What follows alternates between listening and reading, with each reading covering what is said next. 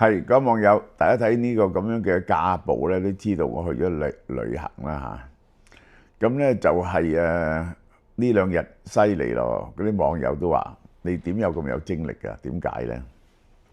首先前晚咧就已經相當夜瞓，相當夜瞓。琴日朝頭早5點鐘起身，因為 Yoyo 咧飛翻倫敦嚇，我要睇住佢走啦。呢個就係個女。萬里迢迢飛嚟見我啊！嚟咗10幾日，呢個就係嚟咗10幾日。咁跟住咧就已經咧就瞓唔到咯。11點同啲網友就去睇呢一個故宮，我好開心啊！我直播都 show 俾大家睇啦，有呢個祭侄文稿。個祭侄文稿真係要裱起嗰張紙，我而家諗起祭侄文稿同埋呢個擺喺我個工作間度，有冇位掛咧？呢個就係裱起佢。咁咧呢個就係同埋呢個東坡嘅呢個寒食帖啊！咁我呢兩樣嘢我好開心，好開心。咁跟住咧，我就翻去拍片喎，然後同網友食飯咯，食完飯翻嚟咧就直播，直播完咧就已經搞同隻雀仔玩一陣，已經點幾2點鐘。今朝7點零鐘出發，一路坐車坐到而家，去咗4、5個景點啦，同埋食晏啦，冇停過啊！咁喺車度瞌咗陣，就係咁。咁我今日要講嘅第一條新聞咧，就係最重要嘅，大家都觸目以待嘅，就係 Donald Trump 同埋呢個習近平嘅電話。呢個咧係自從 Donald Trump 上任以來嘅第2次電話，呢個係嚇。咁就係兩個咧未見過面。拜登同佢就見過面，同習近平見過面。Donald Trump 自從 elected 咧就冇見過面。咁而家咧就咁樣啦嚇。呢個 Donald Trump 咧就話咧，我根據 Donald Trump 方面嘅聲明先講，討論咗4件事。一件事咧就係貿易，一件事咧就芬太尼問題，第3咧就係迅速結束呢個俄烏戰爭嘅問題，第4就係 TikTok 嘅問題。嗱。成個會談咧就傾咗2個鐘頭，咁我應該咁講啦。佢未去之前咧，我已經下咗個判斷 ，TikTok 呢單嘢咧傾好咗噶啦。咁而家個 arrangement 係點樣咧？我講講。Donald Trump 話好高興，即係雖然有細嘅條件要講清楚啦。咁就係呢一個中國方面咧就話。佢哋尊重企業嘅意願，即係 TikTok，你講掂 TikTok 賣咪得咯 ，TikTok 就會賣。TikTok 賣咧，我哋唔會阻住呢一個 TikTok 嘅，但係要根據中國嘅法規嚟到執行，即係話咧嗰個算法係中國嘅國家嘅戰略資產，係唔可以賣嘅啊。好啦，然後咧大家要記得咧。嗰陣時啊，喺呢個5、6年前啊，呢個賣 TikTok，Donald Trump 逼佢賣 TikTok 咧，中國咧就話呢個係強盜行為嚟嘅。而家咧呢個就話雙贏方案。嗰個方案係點咧？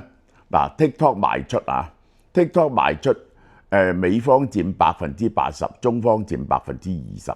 美方嘅80%係包括埋原本持有呢個 TikTok 嘅呢一個係嘅美方股東喺入邊，呢個第一點。第二點咧 ，TikTok 咧就係賣咧，就係賣美國部分。嗱，我唔知呢個點樣 work 啊，賣美國部分，即係話咧 TikTok 咧係變咗3間，一間咧就係字節跳動，就管中國同香港；一間咧就係美國以外嘅 TikTok， 一間咧就係美國嘅 TikTok。嗱，美國嘅 TikTok 同美國以外嘅 TikTok 咧係非常難劃分嘅一樣嘢嚟。因為美國嘅 TikTok 咧喺美國境外都睇到噶嘛，係嘛？呢個咁美國境外嘅 TikTok 可唔可以喺美國睇到咧？咁原理上咧又得喎，咁係咪咁又得咧？咁好，咁呢個就係大概呢一個係好重要啊，因為咧呢個係一個好大嘅利益。嗰個 TikTok 嘅收入咧就係海外嘅收入啊，係有300億美金。其中咧喺美國嘅收入咧係180億美金到，咁估計喺美國賺嘅錢咧，呢啲咁嘅生意咧係賺咗100億，賺100億美金，賺100億美金咧，呢啲咁嘅生意點都呢個30倍 PE， 20-30倍 PE， 淨係美國嘅 TikTok 咧係幾千億嘅。而家咧佢可能屈佢咧就幾百億買咗出嚟，咁買 TikTok 咧呢個咧就發咗達。尤其是洗除咗呢一個中方嘅企業呢一個咁樣嘅陰影之後咧，TikTok 咧係可以再發展其他嘅嘢喎。呢個就係喺發展其他嘅 social media 呢個業務咧，就係挑戰呢個 Meta 嘅喎。而且咧佢仲係咁，而且咧佢呢一個係呢個字節跳動咧都係出咗好多，用咗好多錢去研究 AI。而家咧佢獨立成為一個美方嘅機構咧，佢哋就可以買大量嘅 NVIDIA 晶片作 AI 運算。呢個就係嚇。好啦，最棘手嘅問題就點咧？即係中方唔干預賣幾多錢。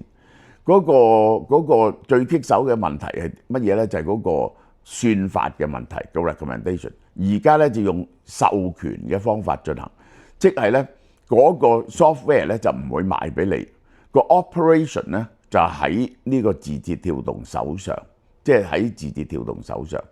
但係咧就俾美國嘅 TikTok 使用。咁但係美國嗰個擁有 TikTok 嘅人咧，梗會改呢個，因為時間唔同咧，不停要改呢個 recommendation 㗎。咁佢點改咧？咁即係等於咧呢個 TikTok 字節跳動咧係間 software 嘅公司，幫人寫咗套咁樣嘅 software。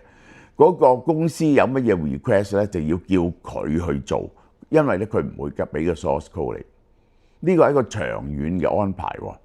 呢個係個長遠嘅安排，可能收一啲服務費咁樣咧。咁所以去到呢度咧，你已經唔使考慮，一定係賣俾 Oracle， 因為只有 Oracle 咧就一路幫佢管緊嗰套 data， 而佢一路喺 software 度咧係可以同字節跳動咧有頻密嘅交接，雙方係交手。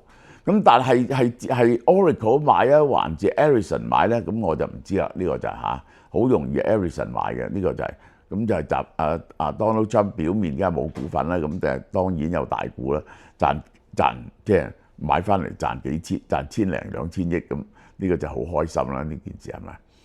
好啦，另外幾件事就係 Donald Trump 話已經決定咗嘅嘢係乜嘢咧？兩個喺 APEC 峰會嗰度見面，呢個咧就係 Donald Trump re-elected 第一次同習近平咧見面。然後出年呢一個 Donald Trump 係國事訪問中國喎，呢個唔係工作嘅 visit 或者去行一行咁啊，去開會咁喎。國事訪問，國事訪問咧係非常隆重嘅儀式嚟嘅。呢個就係習近平攞到嘅嘢。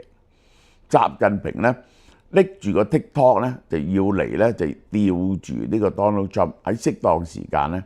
就放呢隻棋出嚟，係攞到呢個戰略嘅利益。個戰略嘅利益就係雙方喺 APEC 開會，然後出年 Donald Trump 係去國事訪問中國。呢個呢，你會想像得到呢，就係中方呢會利用呢樣嘢呢作出非常盛大嘅宣傳，即係話中美貿易戰呢，美方呢終於低頭啦，要嚟中國拜會呢個習近平啦。起碼係對嗰啲中國嘅國民嚟講咧，就係有好大嘅宣傳作用。係對嗰啲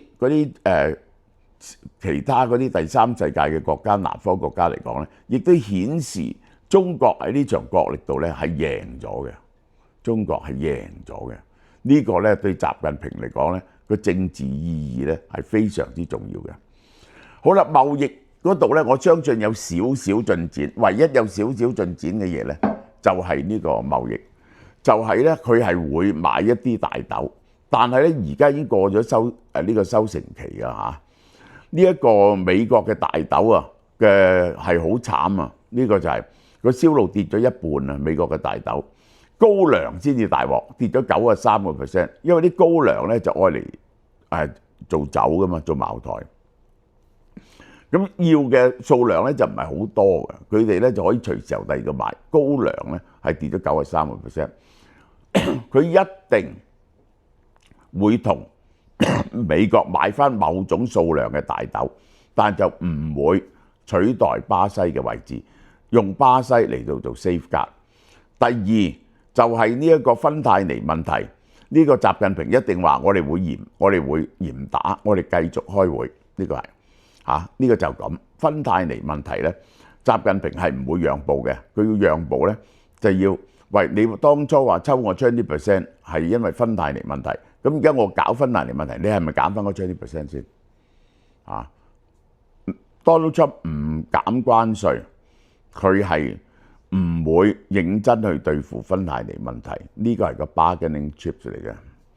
好啦，另一點呢就係呢一個俄烏戰爭又係習近平呢就會 pay lip service， 就係話呢就係我哋會幫助減少俄中戰爭啦，呢個但係絕對唔會減少對俄羅斯嘅供應，呢個係因為咧 Donald Trump 講嘅説話咧，就係其實顯示咧，佢已經係完全放棄咗呢個制裁呢個中國。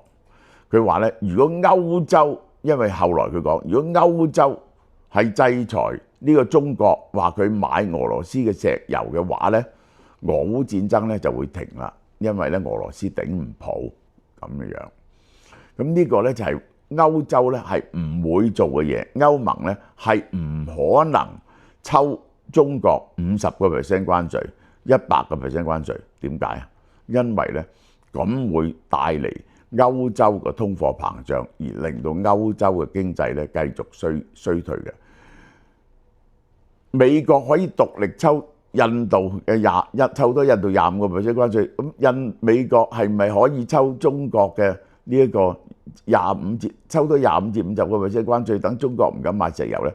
美國絕對唔敢咯。呢件事就咁不了了之咯。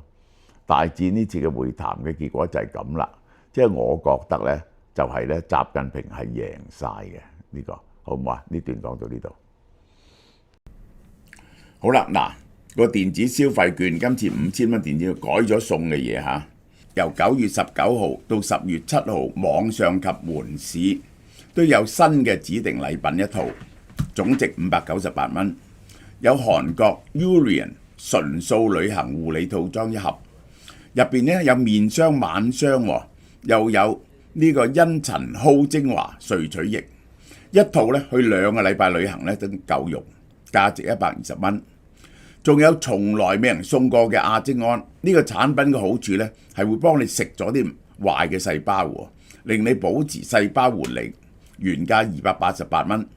最後仲送多一盒甜睡樂俾你，可以幫助你解決失眠嘅問題，瞓得好人都開心啲啦，價值190蚊。充值後仲有咁優質嘅產品送，千祈唔好錯過。